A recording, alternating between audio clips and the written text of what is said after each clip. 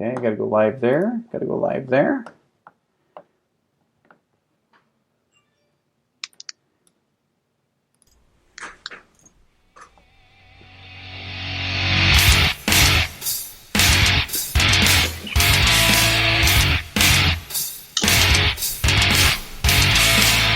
You're listening to the Coach Hodge and Banks Show on the Coaching Culture in Athletics Radio Broadcast Network. Sit back and enjoy the show.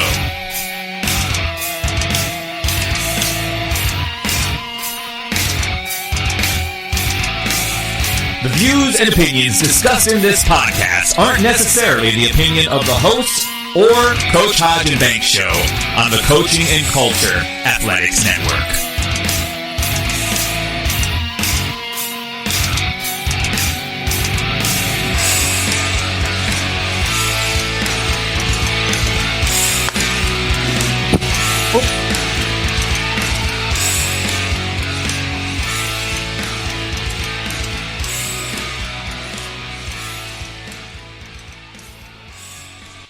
All right. Hey, you know what? We're back, and you know what? I have a real treat for you folks tonight, and I'm just going to say that everything's bigger down in Texas. But when we're going to talk about volleyball, we're going to talk about 6A volleyball tonight, and then obviously a lot of culture and a lot of great things. Tonight is episode 18. I never thought, Coach K, that I'd ever make it past episode 5. So you know, here's this guy in Southeast Iowa that's promoting all this positive culture and things like that. So. Welcome to CCA, episode 18 tonight. Special treat again. Head volleyball coach, Coach K. Riggs. In the beautiful state of Texas. And you know what? I'm a few things that I've seen out of your social media account and whatnot, and I had a chance to talk to you a little bit beforehand. Culture, drive, love, and compassion is what I see out of you. How did you get there? Wow. My coaches is what helped drive me to where I'm at right now. I had a high school coach, Coach Cameron. I still talk to her to this day. A middle school coach, and my college coaches. I played volleyball at Texas Southern University, and I had Coach Adams and Coach Fisher who pushed me and who continue to encourage me and just develop me to the person I am today. And so that relationship I built with them is what I pursue to build and bring out of my girls. So they definitely, my coaches, they're the reason why I'm a coach right now. And I'm going to guess, Coach, that it's a mix between old school, new school, and all that sort of stuff is what I kind of gather. Mm-hmm. Oh man, tell us what it was like, going from high school to college playing volleyball, because it's a huge transition. It is. Definitely a huge transition. Oh, goodness. I think one of the biggest things was trying to adapt. And I know Texas Southern, I'm still in Houston, was playing and everything, but I wanted to have the real life experience. So I didn't call my parents as much as I wanted to, because I wanted to rely on my teammates and my family, my family a lot. And just depending on them and having them to kind of help guide me and lead me. Even in college, like, you have coaches who are like, check on you. In high school, you have coaches that check on your grades and check on all this. In college, it was like, you got to get on top of your stuff.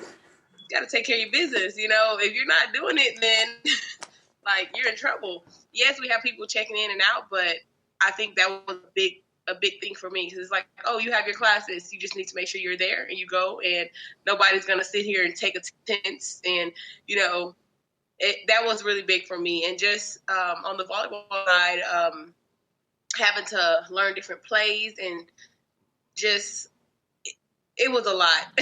But I'm grateful that I went through that process, because now I can help prepare my athletes for that. Yeah, and being able to have a first-hand coach, that's went through the high school ranks, all the way up into the collegiate ranks. This is something that I love telling my own players as well. But I'm going to pick your brain on it here a little bit. What does it take to be a college athlete in any sport? You have to be disciplined.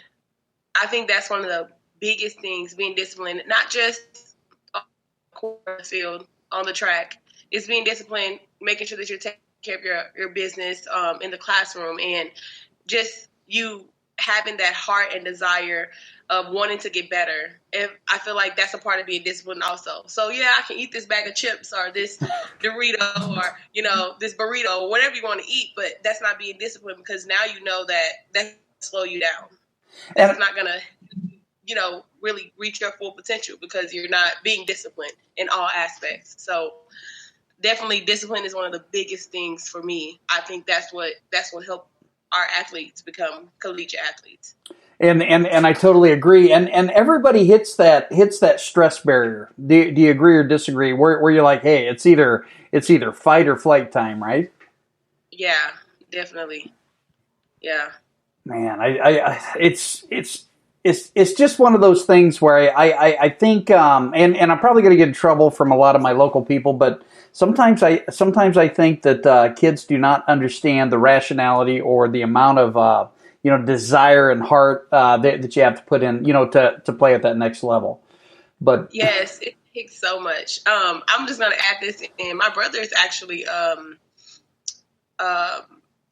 he just signed a contract with the Rams. Nice. So yeah, so just talking to him, him going from high school football and basketball to college football, and now, part of the Rams organization, it's like, it's a lot. And I'm just talking to him, picking his brain about it too. It's like, you have to be determined, you have to be disciplined, and it's different. It's a different process, So I think that's with everyone. Like, if you really want something really bad, you're gonna have to work for it. It's not gonna just come out and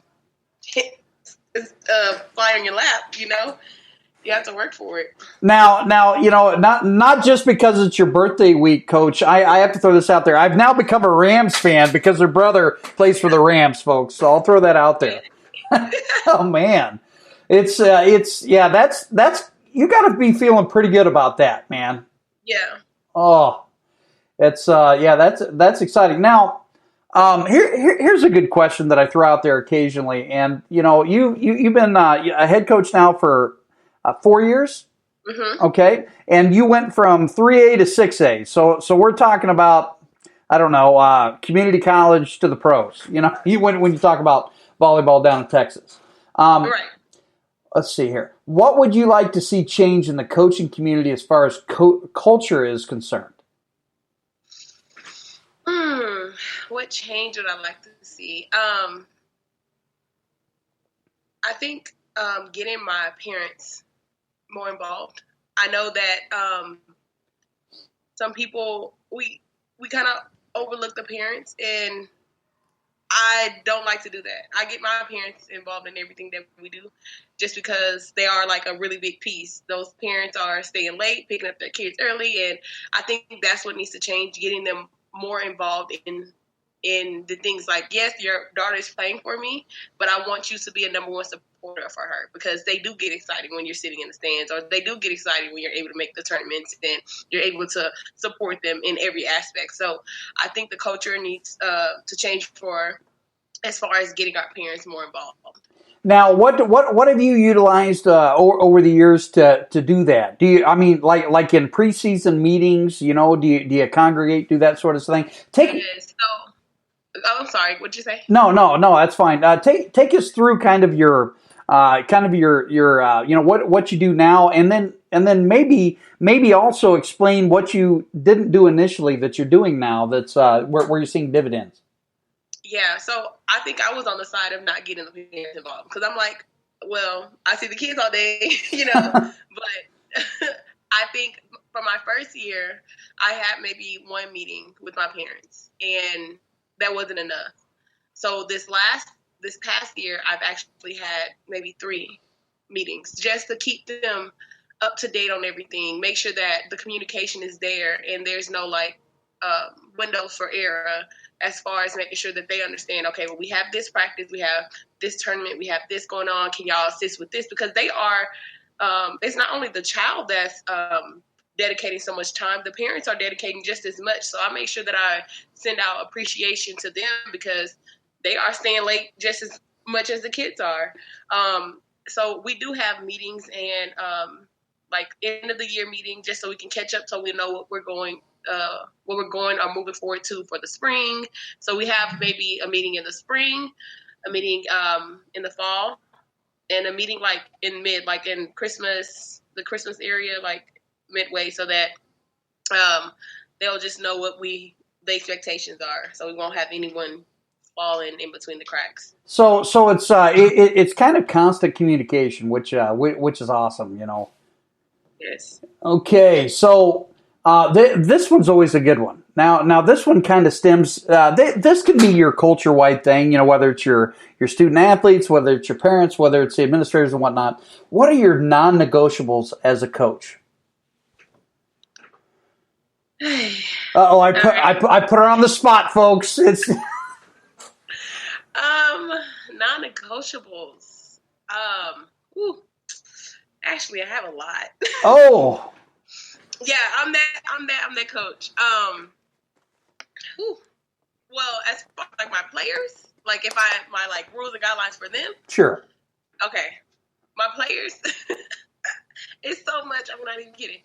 Oh, okay. So first, they can't have phones in the gym. It's not negotiable.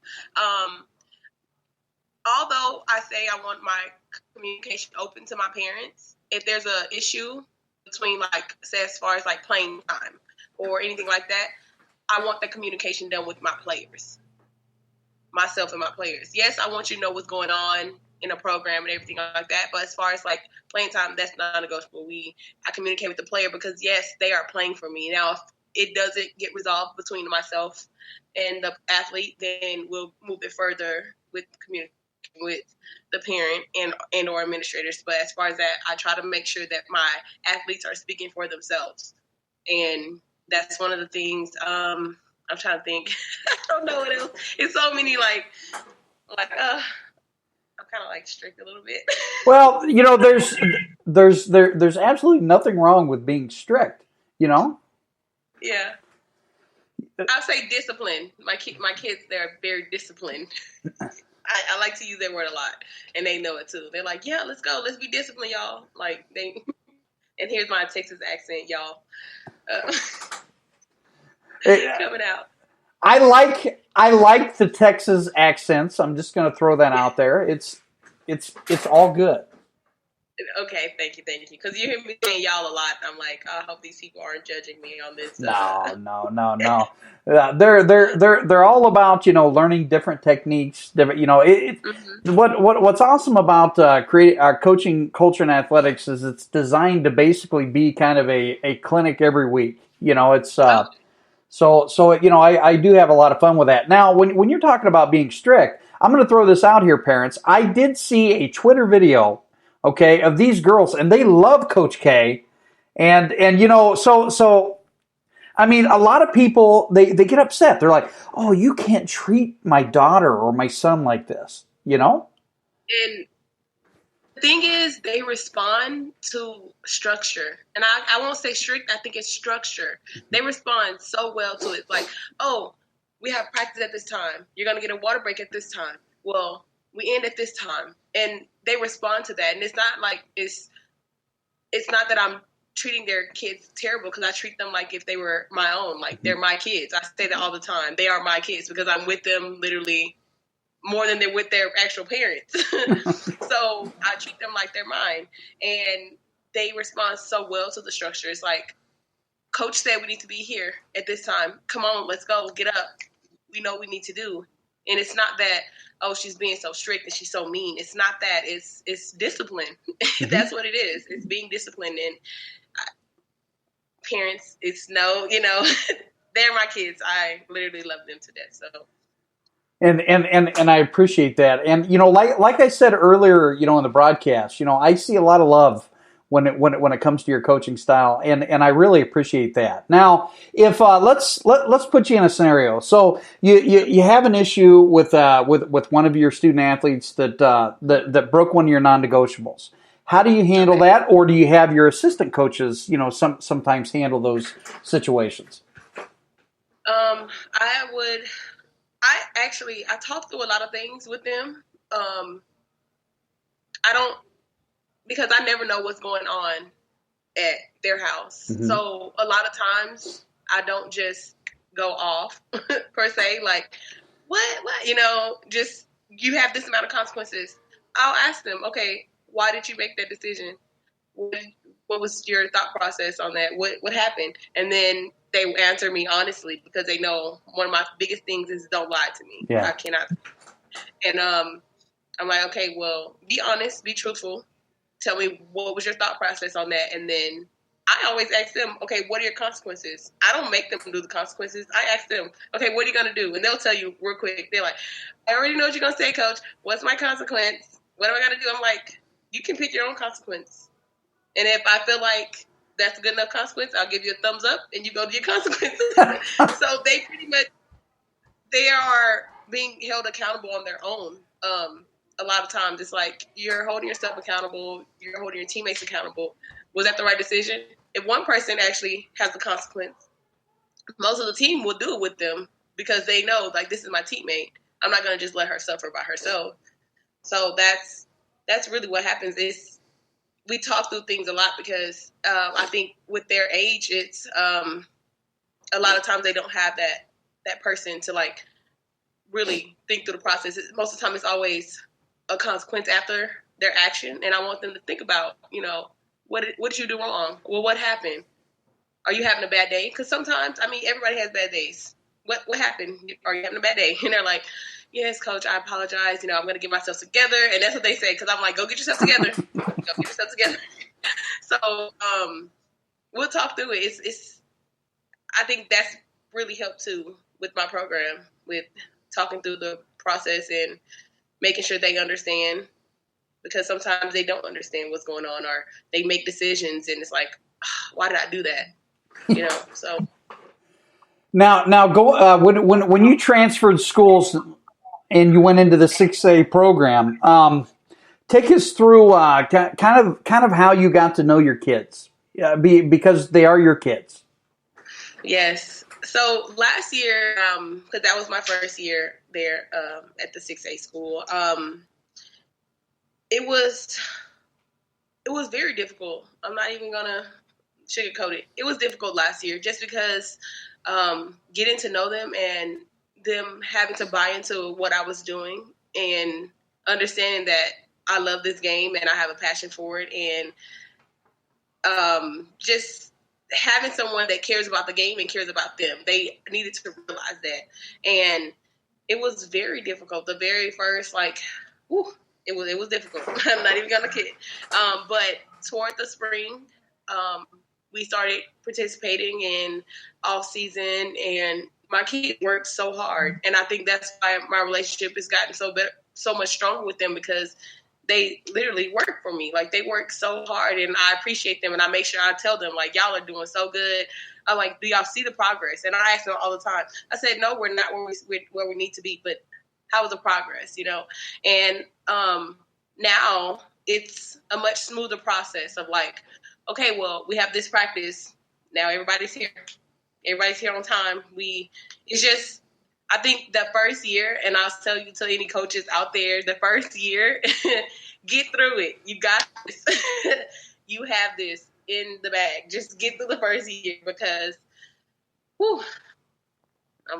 I'm grateful for the first year to be done with, because that was definitely a struggle. But now that all my girls know that I care about them and I have a passion for this sport, and I want them to succeed and get past just high school volleyball, they work for me.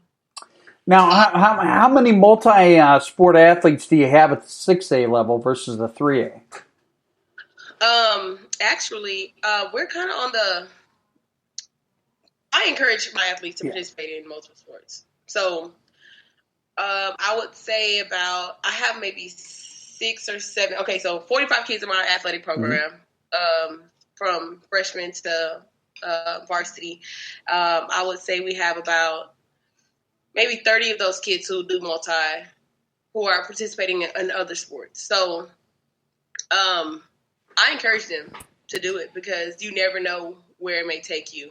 And I encourage any coaches that are watching this to encourage your kids to participate in multiple sports, because you seriously never know. I played volleyball golf, softball when I was in high school.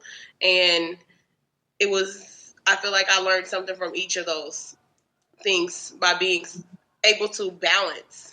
And it's more than just playing a sport. It's like, okay, now I'm actually a student athlete. I'm having to balance my schoolwork and balance participating in sports, and not just one sport, multiple sports. And I feel like that helped me in adulthood, So I think I always encourage my kids to play multiple sports, and I'm always there cheering them on and at their events. So I think it's it's not the same from the 3A school to now, because I really encourage them to do it.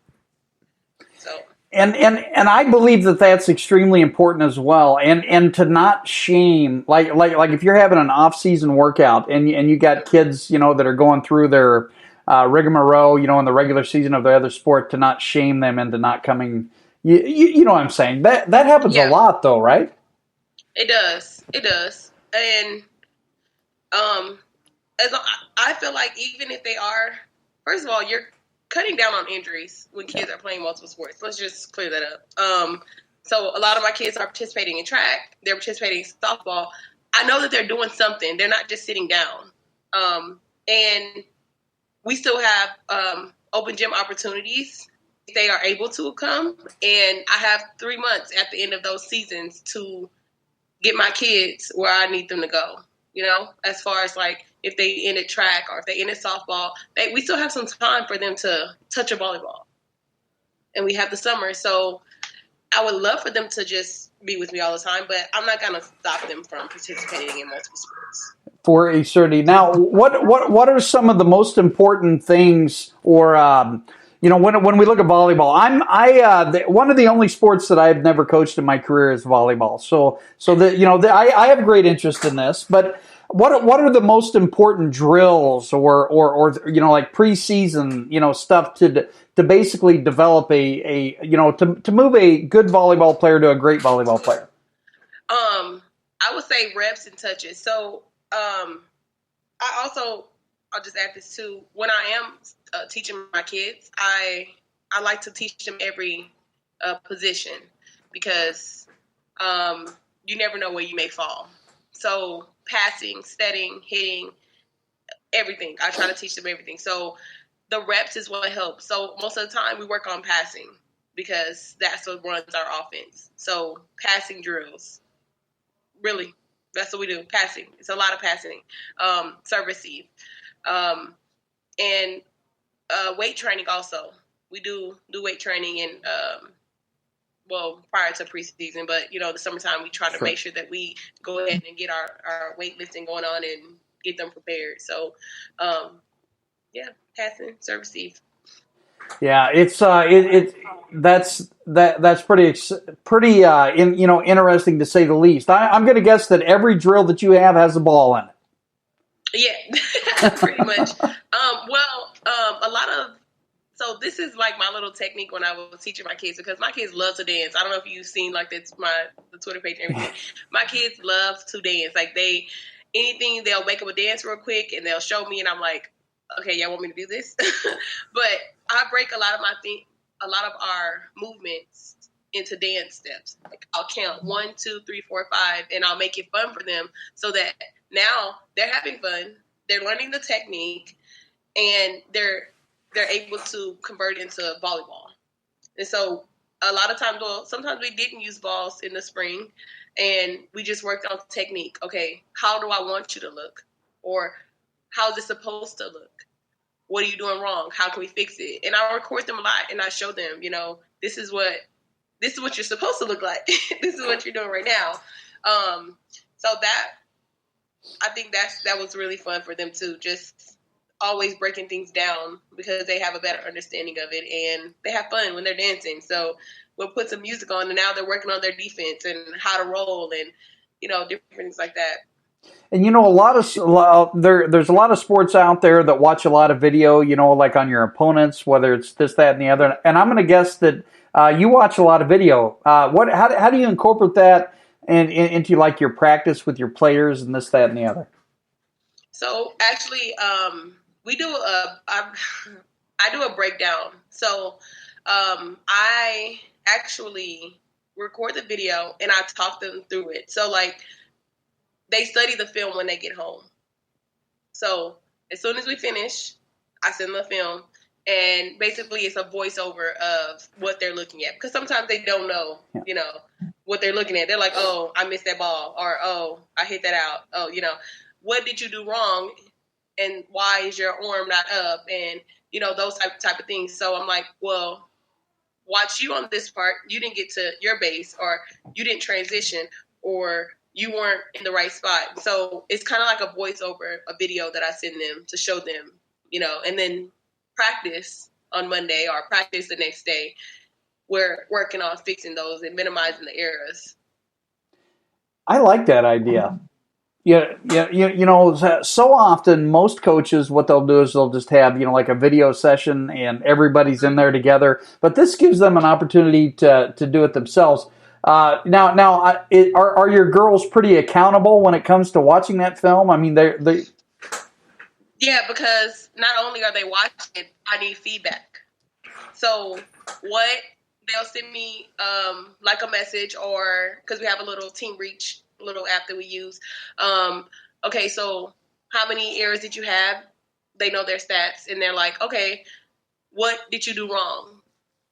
What did you notice that you did wrong? And they'll give me a couple things, 3 individual, 3 team. So now they know, like, oh, we didn't come together, or we stopped communicating, or, you know, just different things like that.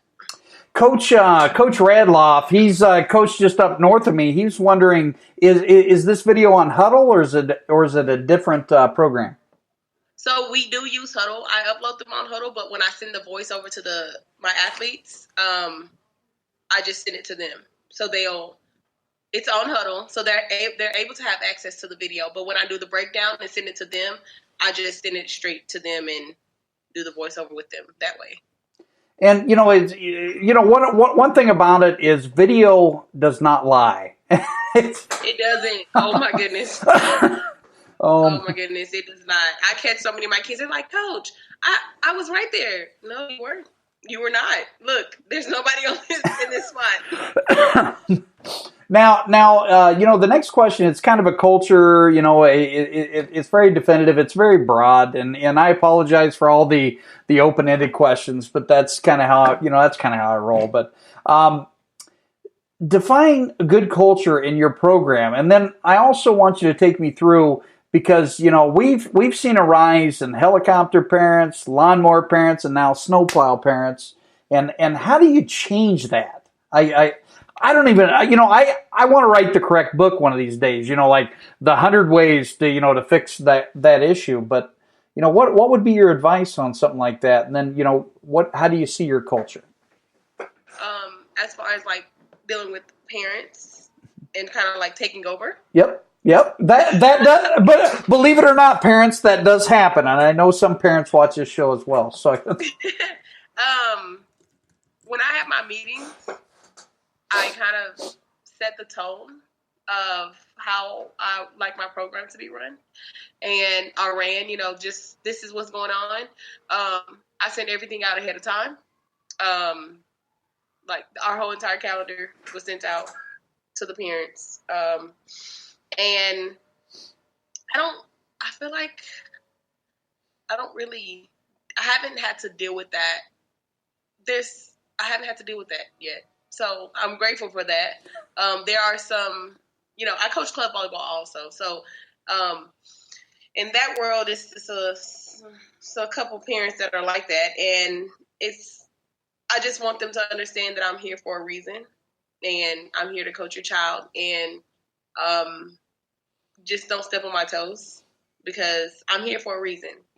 Like, I'm here for a reason. And I feel like if you want to coach your child, go coach them, you know, go coach them. And just, I don't know. I just feel like it is a lot of parents that are kind of like, they want to take control and take over sometimes and take over programs. And it's like, they're coaches for a reason, you know? Travel ball is an entirely different monster. Yeah. Yeah. Yeah. Definitely is. It is. Because now yeah. it is.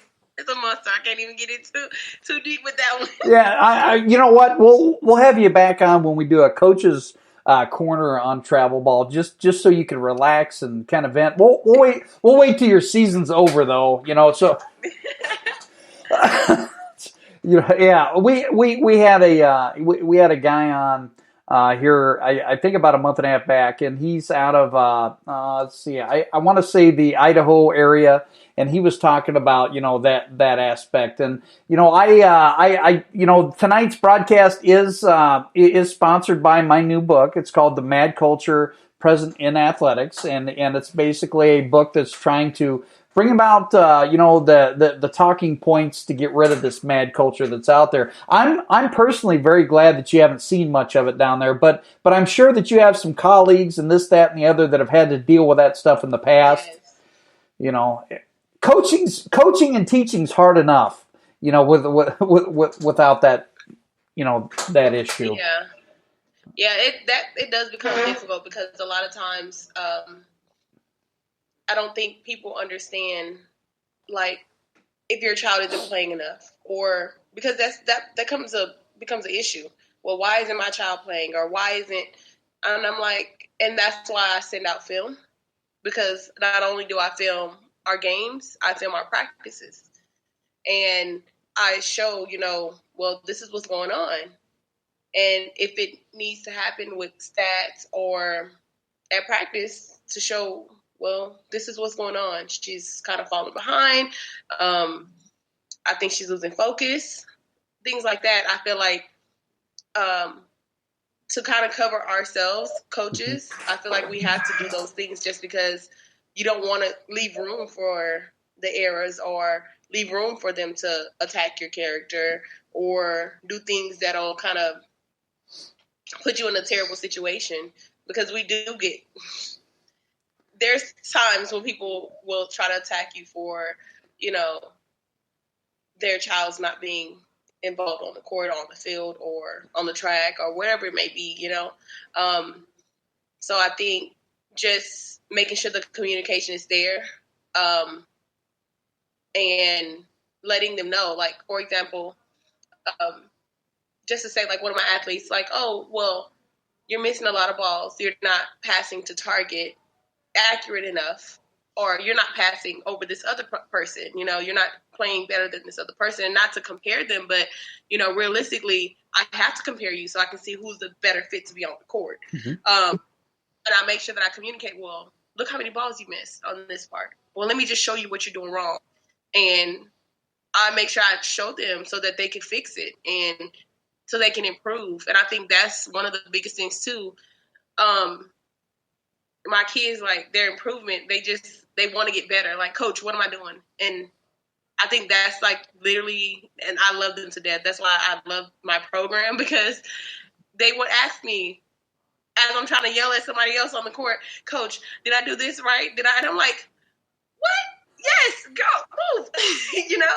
I think that communication has to be there so that they won't be like, well, I don't understand why I'm not. No, I told you why.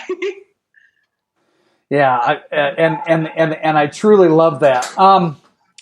Here's a question that was asked, from a former student of mine, is actually going to be a 7th grade volleyball coach next year. Okay, now I understand that it's not it's not like a varsity position, but I think this question can be taken however we look at it. What advice would you give to an aspiring volleyball coach? Keep learning. I think a lot of times for myself, I continue to go to coaching clinics and learn different ways, different techniques. Keep learning, like, because it changes. So things change, and just keep working, keep learning. You gonna get there. That's one of the biggest things for me, to keep learning, because there's something I can learn from somebody else, and I think that's what makes a difference between me and someone else, or me and other people, because I don't shut down. Sometimes when people try to give you advice, it's like, oh, what are they talking about? No, I take the advice because I don't know how that may help me, or it may help someone else. But I think the biggest thing is for her to keep learning and try to be around the volleyball community as much as you can, because that's what's gonna, networking, opening doors for you to go and move up. And Twitter's pretty good at that. Yes, very very good. I mean, it has been a godsend, when you look at those aspects. Now, when you first started coaching, way back when, and then to now, are you more? Would you say you're more or less open-minded, or more or less open to the idea that you're going to reach out and ask questions and do that sort of stuff, or have you always been that way? I've always been that way. I always, I communicate with, I'm really close with my college coach, and she's like a mentor to me. And, she helps me a lot, even with drills and just things to pick up. Just, oh, well, here's a manual of all the things I did. And I'm just like, oh, wow, okay. And yeah, like a whole binder full of things, and she knows that I'm big on building. So she really helped me out a lot on that part, and I'm actually being a mentor to someone else right now, because she's just now getting in her first year as a head coach, and she calls me literally every day, and I'm just like, get through the first year. Get through the first year. Put in the work, get through it, right. Survive. It's kind of like being your first year teaching. It was the same way as well. I can remember my first year. It was like, I just want to get through this hour, but right. Yeah. I'm sorry. Go ahead. No. You're good. Go ahead. Yeah. I think I just want to tell her to keep pushing and keep learning, and just, you got this. I love that. I absolutely do. Now we have a few minutes left. Let's talk about your kids. I mean, what are your goals this year? Because if I know Coach K Riggs by now, I know that you got goals, and it's. What's this year? What's this year? What are your goals? What are you looking at? What do you have coming up? Okay, so the goals this year. So I'll just give y'all a little history. Last year, we actually came dead last in our district. Our goal is to make it to playoffs, and my kids know that. Playoff bound is our goal, and every time that I tell them that, they work harder, because they're like, we making it to playoffs. Like, that's what they say all the time. We making it to playoffs, and I tell them, like, yeah, we got to go to work. We have to go to work. It's time to go to work.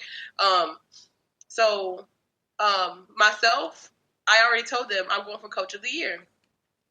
And y'all going to help me get that, because we're going to playoffs. I want all of my kids to be honorable mentions, I want their names to take over the entire list. And I told them that in the spring. I don't want just 2 kids on there just because of where we placed. I want the whole entire list. I want that to be my option to vote my kids in for those spots, because I feel like they deserve it. And so that's our goal. We all have goals, and we're working hard for it every single day. I love that. It's you know what, we're gonna win, and I can see you changing this program. You're gonna get it done, and you have a lot of great ideas. Your culture is phenomenal, girl, and you just got to keep going with that. I'm just going to throw that out there right away. You might be one of my favorite coaches I've ever interviewed to date. I'll just throw that out there. So, I'm sorry. No, I just want to. My assistant coach too. She's, oh my gosh, same page as far as where we're taking our program, and my freshman coaches are amazing too. But my junior varsity coach, she works just as hard, and we have the same mentality. So when we have conversations or after a game or even after a loss, we're like, they make progress. They look better. We're honest with each other, and we see the growth. So, we have our goals set up. That's awesome. Can you believe how fast this broadcast has went? We have like 3 minutes left. See how fast that is? It's yes. Oh man, I am going to give you an open invitation to come back on though sometime. If you're interested. So it's like I said, it goes by so fast. Before we get to the end, I do want to throw this out there. The 29th, which is coming up, is my grandson Orion's birthday. And Orion, if you're listening, happy birthday, buddy. I just want to throw that out there. So, yes. So I'm going to give you a little time to do any shout outs, this, that, and the other, and especially use this to pump those girls up so they can go out there and make the playoffs this year. Yes. Okay, so anybody who's watching, I'm from Houston, Texas. Hey. If you want to go ahead and go follow my page on Twitter, it is Coach K Riggs, Coach KRIGGS, and then my girls' volleyball page, because we are working on getting exposure and getting my girls scholarships. That's our goal too. Our volleyball page is Big Ike Volleyball, and it's BIGIKEVBALL. And shout out to my kids, my athletes, if you're watching. I love you guys. And yes, that's pretty much all. All right. Go ahead and stay on the air here as I finish it up, though. Okay, so, this has been a treat tonight, folks. As we end, Coach Riggs, I want to wish you a wonderful season this season, and we'll keep in touch. I'll be following that Twitter account, and we'll keep in touch, there, and which is completely awesome. This week on next Sunday night, we're going to have Coach's Corner number 3, and we're going to be talking about what's running coaches out of the profession. So you're going to want to listen to that next week. It's definitely going to be pretty good. With everybody within the CCA radio network, good night. Have a wonderful week, and we love you.